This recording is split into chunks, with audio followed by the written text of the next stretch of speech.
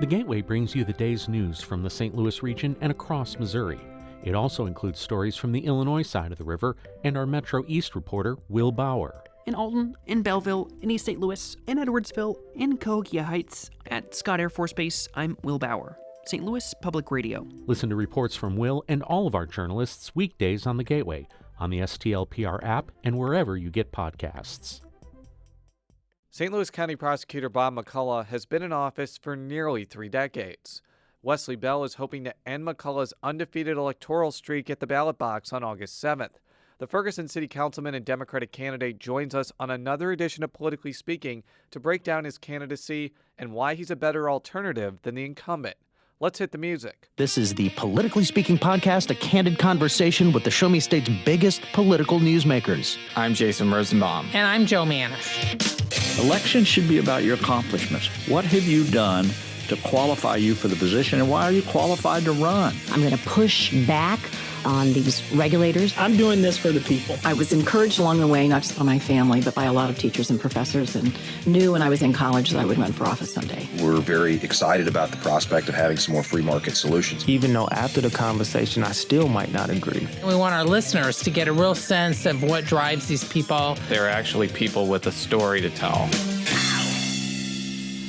And welcome to Politically Speaking. I'm your host, Jason Rosenbaum, a reporter with St. Louis Public Radio. Joining me in our St. Louis-based studios is Colleague Joe Manis. Our other co-host today is Rachel Lippman. And our special guest coming back for the second time, first time since 2015. Wow. At least one. I thought it was two, but maybe it is. Maybe it was just once. Yeah, well, It probably seemed like that is the voice of Wesley Bell, by the way. Wesley Bell, Ferguson City Councilman and candidate for St. Louis County Prosecutor. And we decided, and by we, I guess collectively us three, that this is an important enough race to dedicate entire shows to the candidates. We have reached out to St. Louis County Prosecutor Bob McCulloch. We're going to try to get him on the show as well. Yeah, he's been on before. But again, I feel this office is important enough for the voters to get a more in-depth look at the candidates than just 4 minutes. So we appreciate you coming on. For people that don't know who you are or haven't listened to our previous show, want to give you an opportunity to provide your biographical and professional information. So this is your chance. All right. Thank you. Thanks for having me. Again, my name is Wesley Bell, and as you stated, I am running for St. Louis County Prosecutor. I do currently serve as a city councilman in Ferguson. I was originally elected in 2015, and so I was elected 9 months after Ferguson became Ferguson, and so there was a baptism by fire, if you will, and having to deal with some of the issues that were not only in Ferguson, but also that were indicative of what was going on around the region and the country, if you will. And so I was a part of the negotiating team working with President Obama's Department of Justice team to help create and even help write the consent decree in Ferguson, bringing community policing and some of the most broad court reforms to St. Louis, to Ferguson. I've also had the honor of working with a lot of departments around St. Louis County because I've been a big advocate for community policing. And so I was part of the negotiating team that helped create the North County Policing Cooperative with Chief Tim Swope and those officers who have been really committed to the community policing. They're if you follow on the news reports, they're the department that was pulling people over and giving out gift cards and for cities, particularly economically challenged communities that they police, to see the trust that has been building and the relationships that have been building with that law enforcement department. It's been great. Also, I had the criminal justice department at St. Louis Community College, so I've been teaching at the Flo Valley campus for about 7 years now. Man, it didn't seem that long, right? Wow. I've also served as a judge. I started my career as a public defender. I opened my firm in 2003 where I do mostly trial work. I've done defense work in the past, and now more recently I'm a prosecutor in the consolidated courts, which is another cities that are sharing resources and working together. Which cities are those, by the way? So you have St. Anne, you have Charlotte, you have Beverly Hills, you have Wellston, you have I'm forgetting a couple cities. Wellston, Charlotte, Beverly Hills. I could just start naming Pagedale. municipalities. Okay, but several cities that working together, sharing resources, helping streamline practices and procedures, which is a good thing. Now, because of your experiences and the fact that now you've been on the Ferguson Council for several years, what have you learned or observed from that experience that you think resulted in you deciding to run for county prosecutor? A lot of things. It was a culmination of events. One thing that I'll start with is the need for community engagement. We have to be more available and visible. We need to know what the issues are in our communities in order to address them. And so we've been in a paradigm with our current prosecutor where he's not very visible. You don't see him. And I think since he's been in there for 27 years, we've kind of been under the impression that that's what it's supposed to be like, but it's not. I think that every elected official, and even more so the county prosecutor, needs to know what the individual needs are of the communities that he or she serves. And so one thing that, and I'm getting into policies already, and I'll just say this briefly, but one thing that I intend to do if I get the honor of serving as the next county prosecutor is that I'm going to assign my assistant prosecutors by geography. I want them to be familiar with the communities that they're representing. Because what Chesterfield needs is not what Wellston needs, is not what Ferguson needs, is not what Ladue needs. And I think it's important for our prosecutors to know those areas and for the people to have a relationship with our office. Go ahead. Why target the county prosecutor's office as opposed to another county office or county level office? What was it about the prosecutor's office specifically that was the higher office you wanted to aim for? I think when we look at what our region has gone through, and we've gone through a lot in the last few years, I think that there is no bigger impact that can be made than in the county prosecutor's office. And I'll say this, I was like probably just about every young attorney that comes out of law school, you dream of being a judge one day. And so when I was given that honor, thinking that, okay, I can come in and I can make a lot of changes and push for reforms, it did not take long to realize that the most reform, the most impact is from the prosecutor's office. As a judge, when the case comes to you at that point, you're confined by the law, the range of punishment, if you will. But the prosecutor has what's called prosecutorial discretion. The prosecutor can decide not to charge, to charge a more severe, give a more severe charge, or say if for example, if a defendant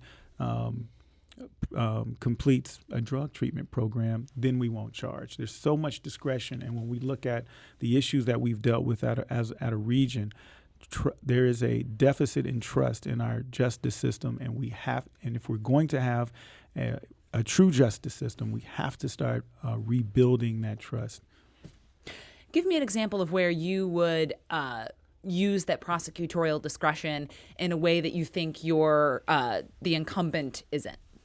Well, first and foremost, we know that 80 to 85% of the individuals who come in contact with the criminal justice system are in need of drug treatment. So let's start there. We also know that the biggest demographic of offenders are reoffenders. And so if we start providing nonviolent offenders with drug treatment, access to drug treatment, we're going to see that that's not only going to keep us safer because when we start treating the addiction as opposed to prosecuting addiction for nonviolent offenders, let me be clear, because if you start harming people, you cross the line of violent offenses, you have to be held accountable, period. But what we're going to do is implement preemptive and proactive policies that prevent people from committing the violent crimes, because most people don't start at violent crimes. There's a progression. Our research shows that most people start at nonviolent crimes. And if we start giving them that treatment, we're going to see they're significantly less likely to progress to the violent crimes. And I think that's so important because, again, not only does it keep us safer, it saves us taxpayer dollars. It costs about $30,000 a year to incarcerate a person. You save $10,000 to $15,000 per individual when you use these diversionary programs as opposed to incarceration. And then last but not least, and as Democrats and progressives, it helps people. And that's what we're about. So we're going to expand those programs. And to answer your question directly, what this office has not done is commit to these kind of programs. So there's a drug treatment program in St. Louis County currently, and there's only about 75 people in it. And let's put that in perspective. About 5,000 to 6,000 cases processed a year through the prosecutor's office, and there's only 75 people in drug treatment. And this information was sunshine because this office is not as transparent and open with information, but another organization actually sunshined information. And what we found out is that since 2014, there's only been 99 people in drug treatment in St. Louis County. Now, let's put this in perspective. Since 2014, we've had close to 3,000 deaths from the opioid crisis. If we count heroin and things of that nature, you could add thousands. And so that is not a good enough response to when we're seeing people, our fellow citizens, losing their lives. And so those are kind of programs that we can't be inadequate. We can't be inadequate with diversionary programs. We have to excel in these kind of programs. And that's one thing that I would start implementing on day one. Since you graduated from law school, you mentioned that you were a public defender. Have you ever worked for a county level prosecutor before, or has been your prosecutorial experience been on the municipal level? Well, there's only been one since I've been practicing. I've been practicing for 17 years, and working in the public defender's office, I'll be quite honest with you, I had experience with that office, and I saw the policies and practices, so I could not in good conscience work for that office. I wouldn't have lasted long because I don't agree with the policies. So the reason I asked that question is you do have experience prosecuting on the municipal level, pretty extensive one. I guess people who support your opponent may say, well, the current prosecutor has 27 years of being in the county level. Therefore, he's more experienced than you to do this job. Like, how would you respond to that? In two ways. One, the prosecutor, the head prosecutor, there's about 55 assistant prosecutors in the office, but the head prosecutor drives policy and the culture of the office. There's a lot of good attorneys in there. But what the prosecutor does is decide what direction that office is going to go in, what we're going to prosecute, what we're not, what kind of policies are we going to implement. Everyone knows, if you know an attorney, Bob McCulloch hasn't tried a case in years. So it's not as if he's in there just trying every case. He's not. And so I've tried over 75 cases. I've served in every capacity in the criminal justice process. And I think that that perspective has allowed me to see the needs of how to reform the criminal justice system. And then secondly, I would say to Mr. McCulloch, well, what has that experience gotten us? When he first announced that he was going to run, he said that he was going to focus on crime reduction on an interview. And so what I look at is that right now since 2012, our homicide rates are up over 121% in St. Louis County. That's a higher increase than St. Louis City. Our sexual assault rates since 2012 are up over 80%. To be fair, didn't they change the definition of what counted as rape and sexual assault in that period of time? So you would have seen a jump from one of the years to one of the years because more got counted as rape? Well, what I'm counting are sexual assault cases, anything that's classified under our Missouri statutes as sexual assault. And so the rate, however you measure it, has gone up. Now, if you want to factor in that 2/3 of sexual assaults are unreported, well, then you're looking at an estimated 200% increase. So whatever measure that you look at it, there's been an increase. Is that because more people are reporting, though? Are you seeing more of them go up because more people feel comfortable to report? I just kind of want to tease out what's driving that number. kind of get an understanding of, there's a lot of things that kind of go into reporting crime numbers, and want to make sure that listeners understand that. Right. And we're talking about from the UCR, the Uniform Crime Report, exactly why we're seeing an increase. I think it has we can't deny the fact that it has something to do with our justice system. And you've also seen reports with respect to the number of sexual assault cases that are still just sitting, that have not been properly investigated, and that has to be a priority. So to go back to that answer with respect to experience, and we can go back to that issue as well, is that when we look at sexual assaults, they're up. When we look at homicides, they're up. When we look at violent crimes in St. Louis County, they're up. And so I would ask, what has that experience gotten us? Again, I've said this analogy before. It's like everyone's been in a bad relationship. Like, what are we holding on to? So, as you've been campaigning and talking to people about your bid, what sort of reception are you getting? Do you feel whether or not you're making, because the general assumption is, okay, McCulloch's been there a long time. Are there enough Democrats in the county willing to say, let's try something new or somebody new? I'm just interested in kind of what you're getting as you're laying out your positions and talking about why you think it's time that there be a change. So what we're finding is that when we reach people, we get them. The message, the ideas are resonating with St. Louis County voters all across St. Louis County. For example, in South County, the Hadley Township, which is the largest township in South County, and that's my opponent's home turf. They endorsed our campaign. Queenie and Lafayette is another Chesterfield, West County township. They endorsed us. We can go U-City, University Township has endorsed us. Midland, Normandy, Ferguson, go figure. As well as organizations like Indivisible, STL. They generally do not endorse in the primary. They've made an exception and endorsed us. And that group, let me give props to all the groups, but that group in particular, we appreciate them so much. They're working. They've sponsored over 30,000 handwritten postcards. And so we have volunteers in and out of the office writing postcards to voters. We've been endorsed by I can't talk about one. It's not official yet. Oh, man. But I'm excited. Okay, you want to tease it out? Sorry, yeah, maybe I can. Let's just say Democracy for America. We anticipate an endorsement coming there. Oh, and by the time this is released, so Democracy for America, which is founded by Howard Dean, is endorsing Color of Change, Real Justice, national organizations. We are seeing support from North County to South County to West County to Mid County. We're seeing support from law enforcement, even the Ethical Society of Police, but other chiefs around St. Louis County. We're receiving support from activists. We're receiving support from every corner of St. Louis County, and that's what our campaign has been about bringing people together.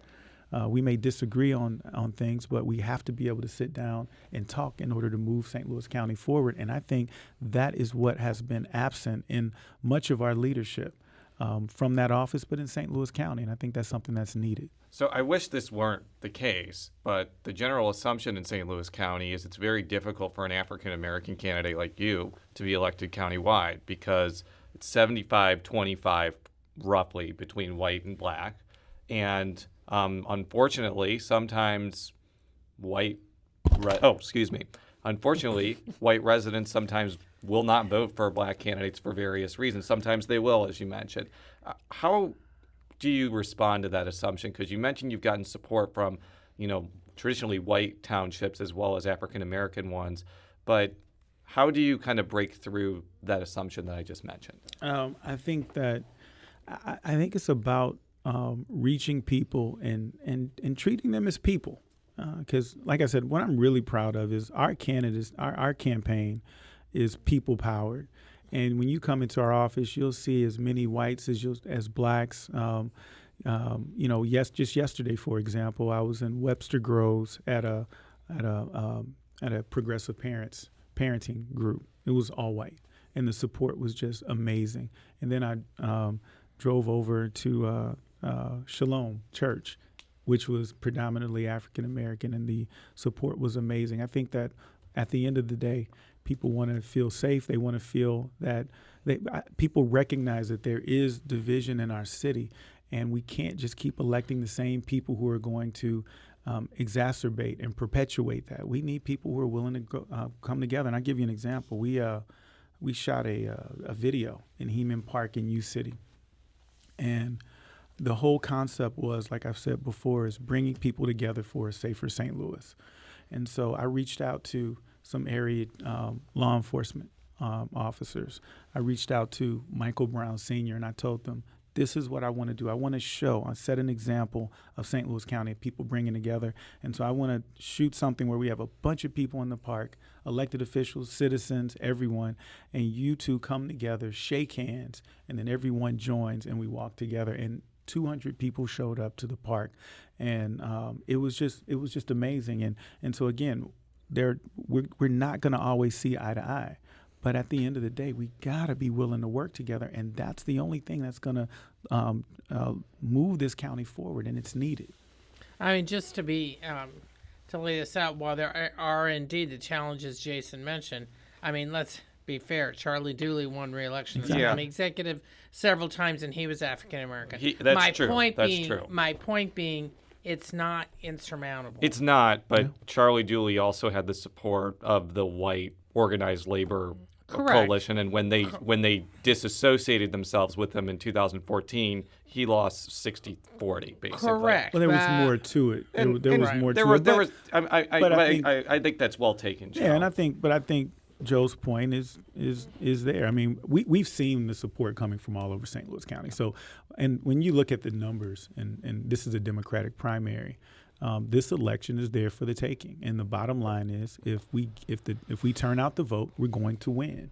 And so, yeah, I don't worry about things that I can't control. But what I see is that we see African Americans, we see whites, we see Asians supporting this campaign, and so we're going to keep pushing that message of inclusion and bringing people together. Are you sensing anything different? I mean, this would not be just your campaign, but I mean, there's been a lot of discussion about whether or not progressives are more energized. We've seen that in some other states, but we've seen some other states where it wasn't. Mm-hmm. I noticed that you have a band on your arm about, repeal right to work, which is, Prop A is going to be on the ballot, and that's maybe a driving issue. I'm just interested in what you're seeing among whether or not your contest might be affected by other things, such as Prop A, or if you're seeing if people are more or less energized than when you ran for, let's say, county council. I mean, county council 2014. Yes. Yeah. What I'm seeing is that people, our supporters are enthused. They're enthusiastic. I would just say, get on social media and you'll see how enthused our supporters are, and it's great. I mean, we can't keep yard signs in the office, and so, I just, they say you should run like you're behind. You don't want to take anything for granted. You want to dot every I, cross every T. But if you would have asked me at the beginning of this campaign 5-6 months ago, 23 days out, would we want to be where we are, I would have taken it in a heartbeat. Mm-hmm. And so, can't control what we can't control. At the end of the day, the score is going to be what the score is going to be. But we're really excited, and I think we're going to win this thing. You mentioned a couple of national groups, at least two that have played in other county prosecutor races throughout the country.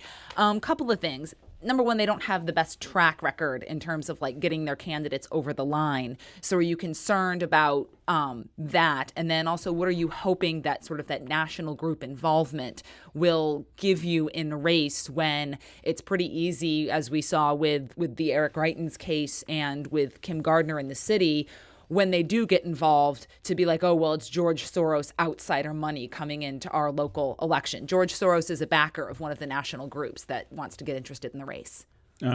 So what I look at with elections in general is that you win by building coalitions. And that means, the more diverse your coalitions, the more likelihood of success. And that's exactly what we've done. So when I look at Indivisible St. Louis, when I look at Hadley Township, when I look at national organizations, all coming in and running the gamut of the type of individuals and backgrounds, that is a formula for success. So if I look at one group's success rate, it may be better than others. But when I couple that with other groups that are joining in, and when I look at Democracy for America, when I look at the local support that we're getting, I can't help but to be encouraged. So what do you hope that the national endorsement from Color of Change and from Real Justice, and what are you hoping that adds to your campaign that the local support wouldn't? Do you want financial support from them? Do you want ground support from them? How does having those national groups play kind of benefit you, do you think? Well, any group that supports us, we want them to spread the message of our platform and the issues that I'm passionate about. And so whether you have your own Facebook page and you're sharing our platform and our stories, or whether you have a 40,000 reach in this region, from day one, my positions have been what they are: criminal justice reform, expanding diversionary programs, drug treatment programs, mental health treatment programs to help in this mass incarceration. And so that hasn't changed. It won't change. And if I get the honor of serving as your next county prosecutor, we're going to hit the ground running on day one. So again, we need everyone to tell everyone. That includes anyone listening here on their Instagram page or on their Facebook page, and any national organizations, any local organizations. This election matters. And I appreciate the time that you're allotting for this conversation and this discussion, because I don't think that there's an election that matters more than county prosecutor DA race. Well, that's why we're having you on. But we haven't talked to Mr. McCulloch yet. From talking with him in the past, he's been very critical of some of the smaller municipal governments, how they police, how they hand out tickets to people. You have been either a prosecutor or judge in some of those cities. It would not surprise me that if he ran negative ads against you, he might try to connect you to some of those cities with not so sterling reputations. So I want to preemptively give you a chance to respond to that, because if this race gets competitive and Mr. McCulloch starts throwing punches, that's where I expect him to throw the first punch. So I want you to respond before he even throws it, basically. Well, first, to push back, Jason, this race is competitive. Yeah. Start there. I'm teasing. I'm teasing. But that's what I mean. I got you. You know what I'm talking about. I got you, man. I got you. I know you got the. If they go up on the airwaves, how about that? Does that work better? Well, have you had any joint appearances or debates even scheduled or held any yet? Okay, let me get to this one. Okay, take that in order. That one I can answer quickly. There have been 3 debates. He hasn't shown. He hasn't appeared in either one of them. Any of them. Each one he said he was going to appear, and then at the last minute he doesn't. Now I want to answer Jason's question. Mr. McCulloch is the longest tenured elected official in St. Louis, in the state. To try and lay at the feet of others, particularly someone like me who, when August 2014, I had been on the bench maybe a few years. I'd been practicing, but I'd only been on the bench for a few years. It seems that that is passing the buck and not accepting leadership. There are attorneys in his office that serve as judges in the municipal courts, that serve as prosecutors in the municipal courts. And so he has had a platform to address these issues. These issues have preceded me. They've been going on longer than the 17 years that I've been practicing. Mr. McCulloch has done nothing. And let's put this in perspective. Many of us knew that there were problems in the municipal courts. But if you only practice in 2 or 3 courts, you just think, okay, well, maybe it's just those 2 or 3 courts. Until the Department of Justice's report came out, I don't think many people understood the scope of it. I know I didn't. And so once that happened, and now we're aware, my measurement for elected officials or just leaders is, what did you do when we knew about the problem? And so what I'm proud of is my response is that as a judge, I was the first court. I signed an order that withdrew every single warrant in my city, every single warrant. And which city was this, by the way? Bell City. Bell City. Continue. Every single warrant, which was covered in the media, because what we saw is that, hey, there is a problem here.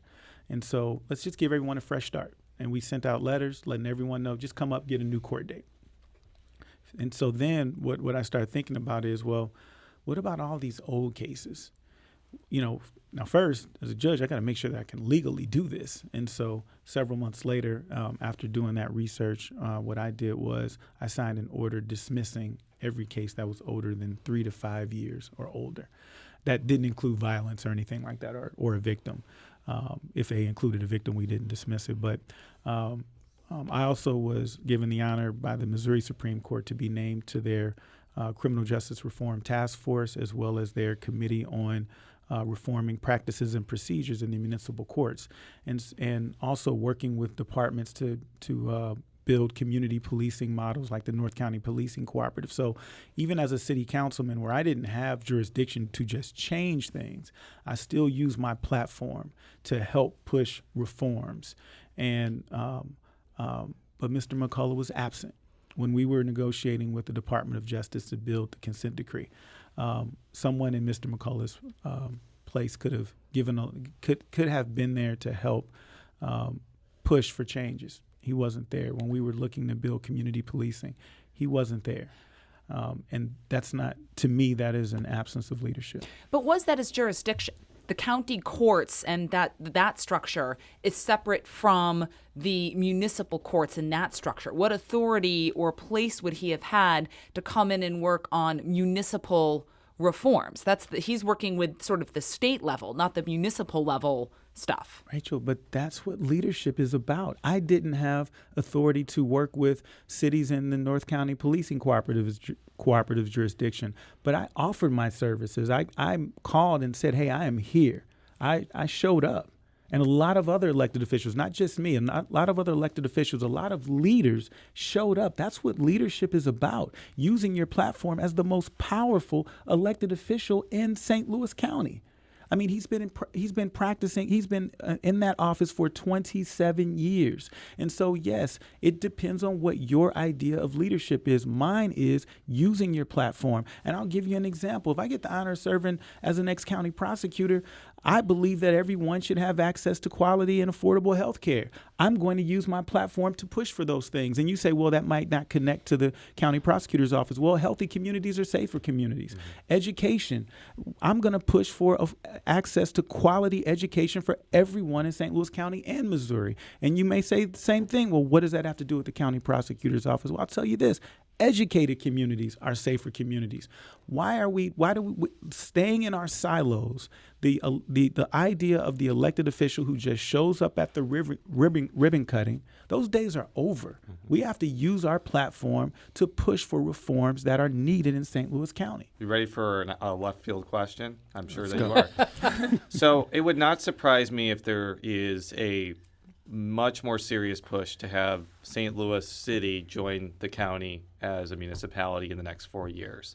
I'm curious about what your philosophy would be toward merging the Circuit Attorney's Office with the St. Louis County Prosecutor's Office, or whether you feel like there still should be separate entities, given that such a merger of that department would probably have to increase your potential office by quite a bit, since you're adding 300,000 more people. So I'd be interested in your take on that, because that could actually happen in the next 4 years.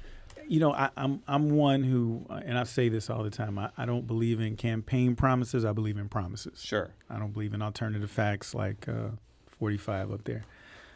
So it's hard for me to give a position when there's no plan. And let me give you an example.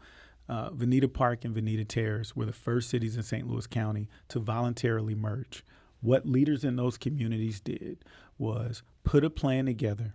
They sold it to the voters, and they let the voters decide, and the voters decided to do it. Yeah. So if you show me a plan, because I do believe we need to plan regionally, mm-hmm. but you show me a plan, or leadership gets together and creates a plan that will actually work, then I can tell you what I would or wouldn't do. No, right now, there's no plan. It's just this concept. That's a fair response, because you would probably have, there's so many people in both of those offices, and St. Louis City has 300,000 people and a pretty high crime rate. That just philosophically approving that would probably be difficult without looking at specificity. But would not surprise me if city-county merger talks become more serious in the next 4 years, whether that becomes an issue. Very well could happen.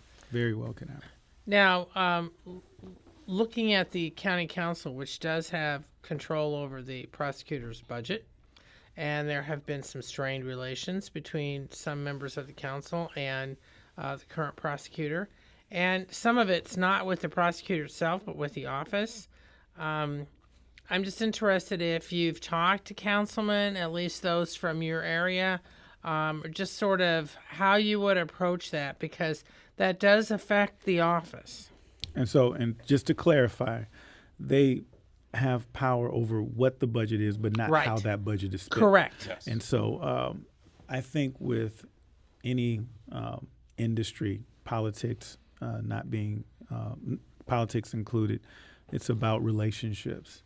And one thing that I've worked on is building those relationships, because that's how you can get things done. And so I have really good relationships. Councilwoman Irby has endorsed me and is supporting me. Fannie Lou Hamer, Councilwoman Rachel Walton Gray. You have Lisa Clancy, who's making a strong run, and it looks like it's a good chance she's gonna pull that off. And I look forward to, if she does win, working with her. And so to answer your question, I'm very comfortable with the relationships that I have in St. Louis County. And another thing, and this goes back to the point that Rachel and I were discussing as well, is that I think leadership means being visible. And that means if there's a plan, we're going to bring that plan to the county council. We're going to sell it to our constituents so that they have our back.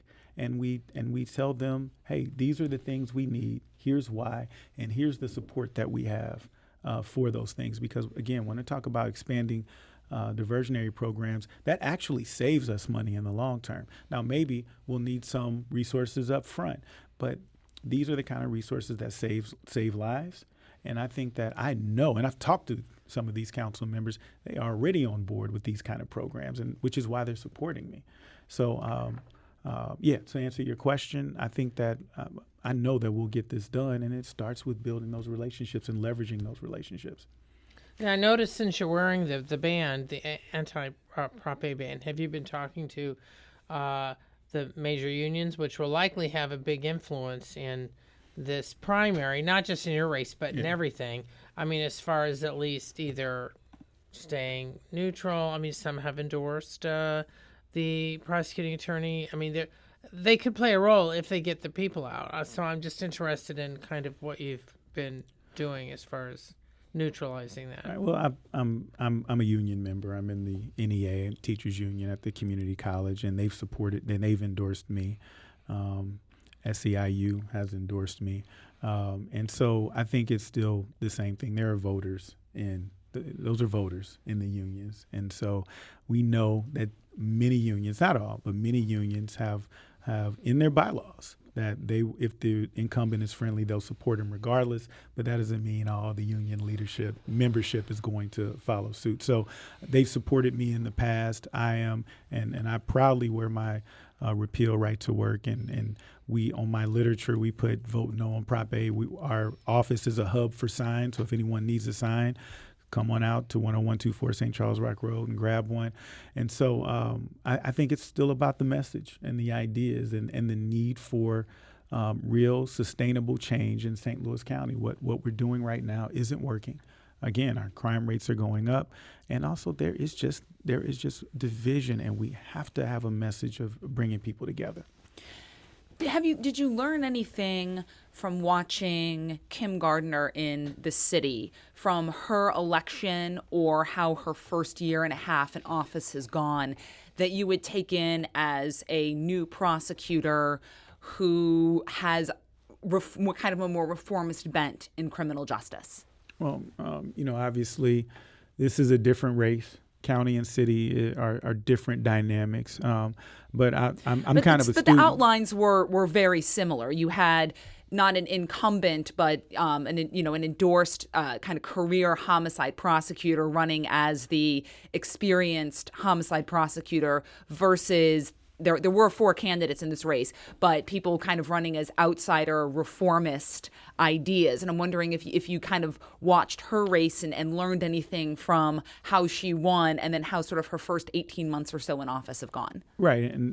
But there's a key difference in politics when you have an open seat that is completely different than an entrenched incumbent. So, yeah, I've studied races across the country, but in that race, Kim Gardner was the only elected official who had any experience as an elected official who had a base, and so it's just different. Now, are there some parallels we can draw? Of course, in any race, but St. Louis City, St. Louis County, the politics are different. The dynamic is different. But as far as the message and the ideas, again, we're just going to keep pushing that reform. I know you're running for St. Louis County prosecutor, but there has been a lot of concern about how the circuit attorney's office is being run right now. There's been a lot of turnover. There's been some instances where people are given low bonds and they've basically escaped.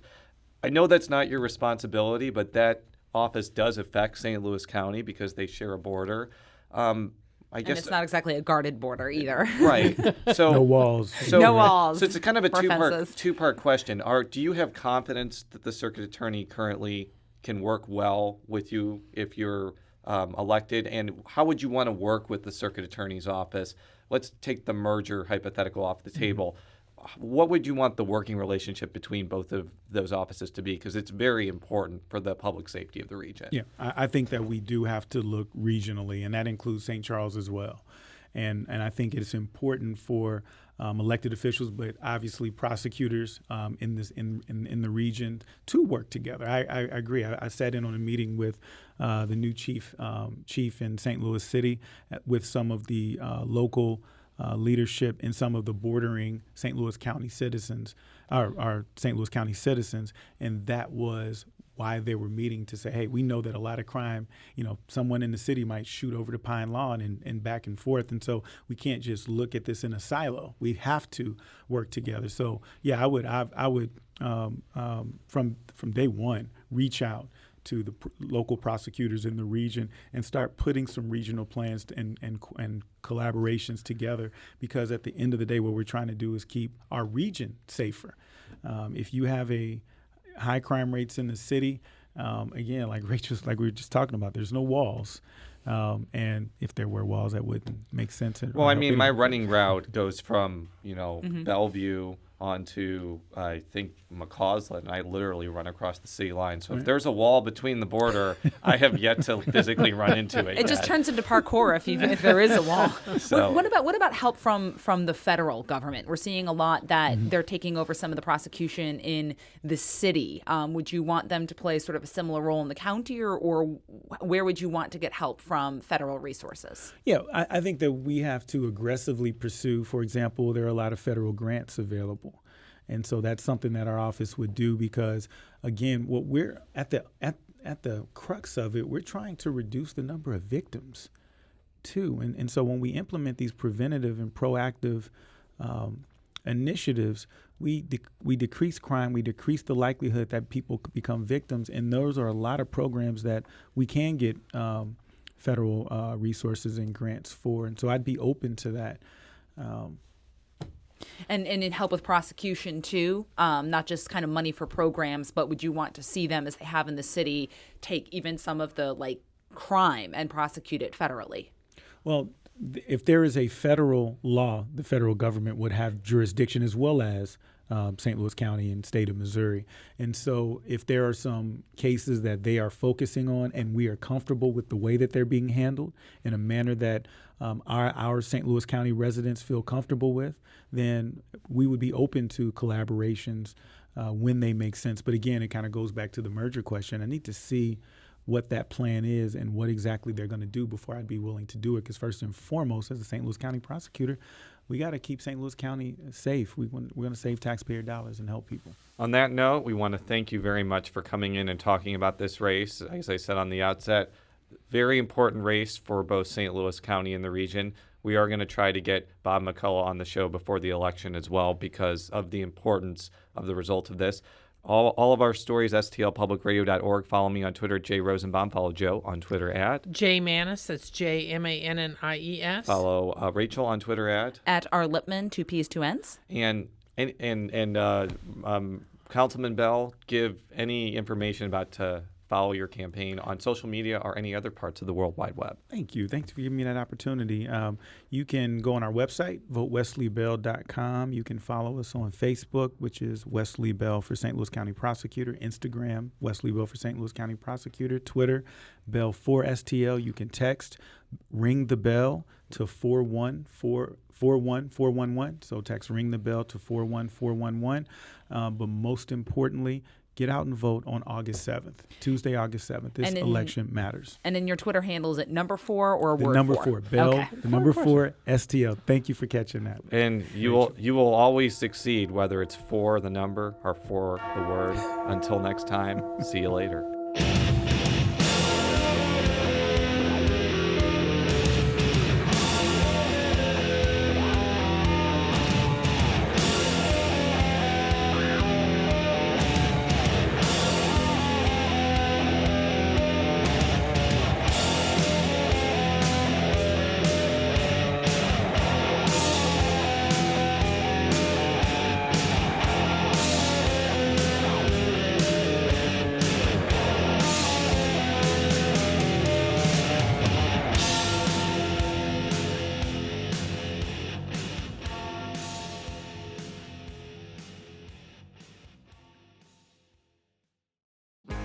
If you have a smart speaker, you have access to the entire world of NPR and St. Louis Public Radio. All the latest news and all the captivating stories. Activate our voices with yours by telling your smart speaker to play St. Louis Public Radio.